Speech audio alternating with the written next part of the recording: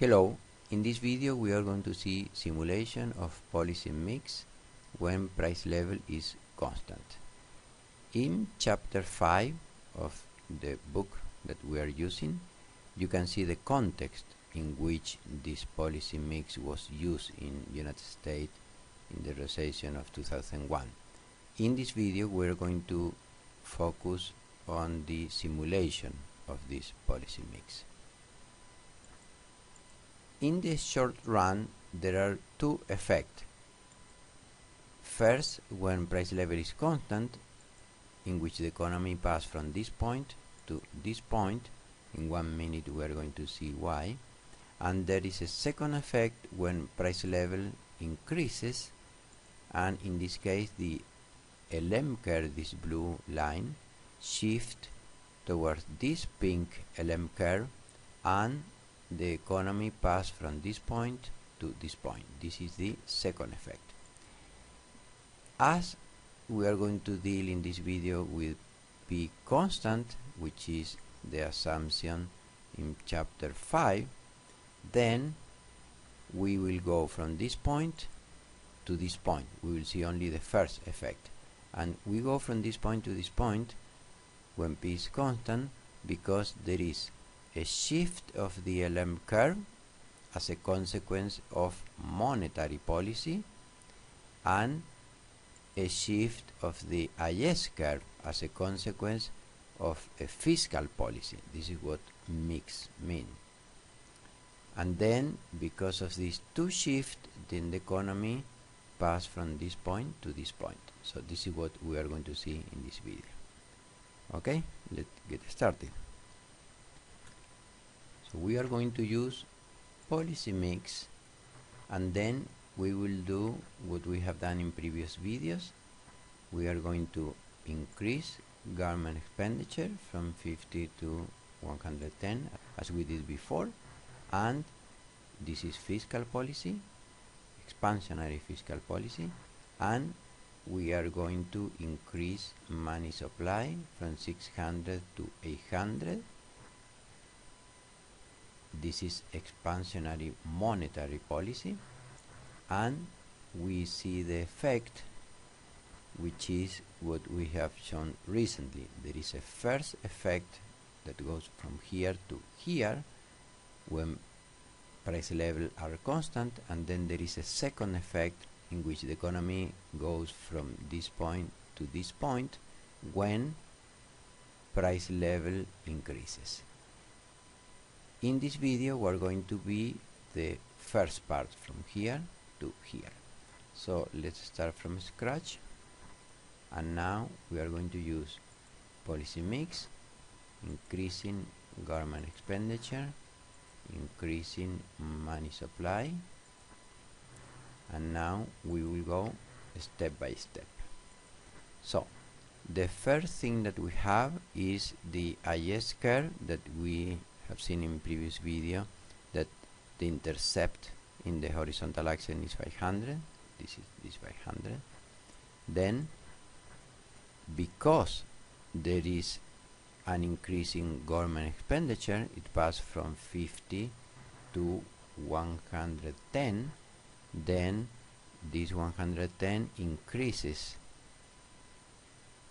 the intercept from 500 to 620. We have seen this when we saw expansionary fiscal policy. So we will pass from 500 to 620. So this is what we get. Now let's go to the LM curve. At the beginning, the intercept in the horizontal axis is 300, which is this 300, and then when we apply expansionary monetary policy and we pass from 600 to 800, we saw in previous video that because of this 800 you have 400 here, and then the intercept goes from 300 to 400. So here we're going to have an intercept of the LM curve of 400, and then this is the new intersection, and because this is the new intersection, we have seen in previous video that we can transfer this income in equilibrium, which is 510, and this 510 is going to be the intercept in the horizontal axis of the new L curve. The intercept of L will pass from 400 to 500, and because we increase money supply, the real money supply will change from 300 to 400. So we have two shifts, the real money supply and the real money demand. Okay, so this is what we get. Real money supply pass from 300 to 400, and real money demand pass from here to here. And then we have a new interest rate in equilibrium, that is 5.5. So with this 5.5 we go to this graph, and then we will see that it will hit this curve about here, so the investment will go down a little bit. So we have seen that in previous video, so it hits the curve here, and similarly here it will hit this curve about here, so the exchange rate will lower a little bit. Okay, and when we go to the goods and services market, what happened there?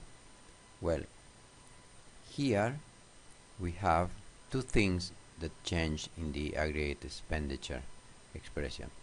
One, the interest rate in equilibrium is now 5.5, so here this is 5.5, and second, government expenditure changed from the initial 50 to 110. So if you do the math, then you will see that the intercept passed from 200 to 255, and this is what we have here. And as a consequence, the income in equilibrium, which is the same as aggregate expenditure, is 510, which is this 510 here. And finally we go to the aggregate demand graph, and as we explained in previous videos, here you have a parallel shift when you increase government expenditure, and a not parallel shift when you increase money supplies. As we are increasing both, then you have a shift that it will look to you like a parallel shift with your naked eye, but mathematically it is not a perfect parallel shift. Okay, so this is what we get. Okay, so it looks like parallel, but mathematically it's not totally parallel. And then the economy goes from this point to this point. So if the price level is constant, then the economy passes from this point to this point. And that's it. In the next video we are going to see the second effect that takes place when price level increases. So we will go from this point to this point. This is what we are going to see in the next video. Okay, thanks for watching, and see you in the next video.